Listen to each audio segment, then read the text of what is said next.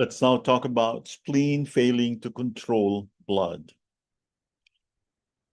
This is also called spleen chi not holding blood inside the vessels. This is again a variation of spleen chi deficiency.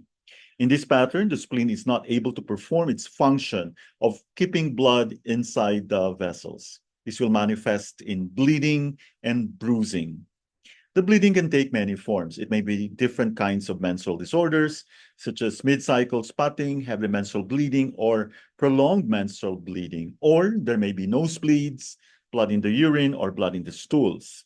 It is, however, important to remember that spleen chi not holding blood inside the vessels is just one of several patterns that can result in bleeding.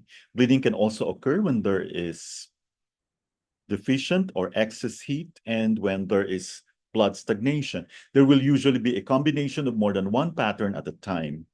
Furthermore, it is important to remember that these patterns will lead to the development of blood deficiency over time. Milder cases of spleen chi not holding blood inside the vessels are seen in people who have a tendency to bruise easily. Concept, this is due to spleen chi deficiency, failing to hold the blood in the vessels and causing extravasation of blood and hemorrhage. It is also called chi unable to hold the blood. Key symptoms, hemorrhage and spleen chi deficiency symptoms at the same time.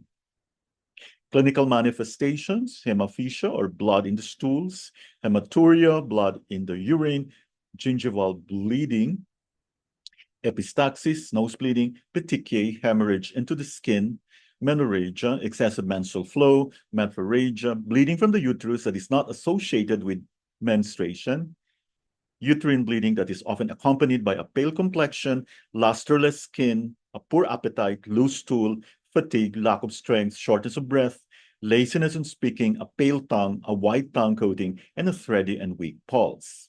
This pattern is usually caused by weakness of the spleen after a chronic disease or by overstrain, which damages the spleen. This is called fatigue damage, both of which lead to failure of the spleen in controlling blood. Symptoms of spleen chi deficiency plus bleeding. This is blood is extravasated to intestines, causing bloody stools to the bladder, causing bloody urine to the subcutaneous region, causing blood spots on the skin, to the skin pores, causing hematohidrosis. The chong and ren are not consolidated, causing menorrhagia and uterine functional bleeding.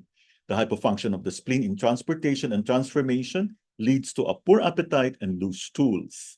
Listlessness, shortness of breath, and inactive talking come from a deficiency of qi of the middle burner. Repeated bleeding causes blood deficiency, which results in a sallow or pale complexion. A pale tongue and thready forceless pulse are the signs of qi deficiency. Etiology of spleen failing to manage the blood, excessive consumption of cold and raw foods, which hinder the spleen, irregular eating and eating too much, a diet lacking in protein, excessive mental activity, prolonged exposure to damp, chronic illness. Underlying or accompanying pathology is spleen chi deficiency.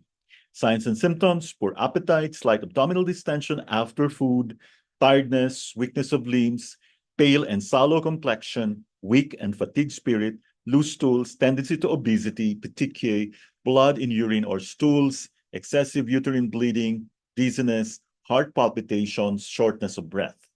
Pulse, weak or fine, tongue is pale. Treatment principle, boost qi to contain blood. Acupuncture treatments, Ren 12 to supplement stomach and spleen. Spleen 3, yuan source point of the spleen.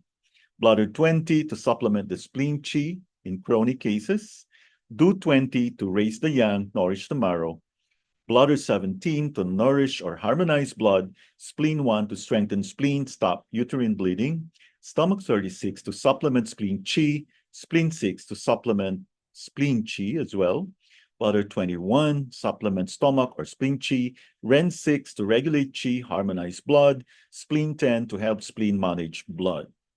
We needle with supplementation and moxa. For blood in the stool, we add Ren 4 and bladder 35.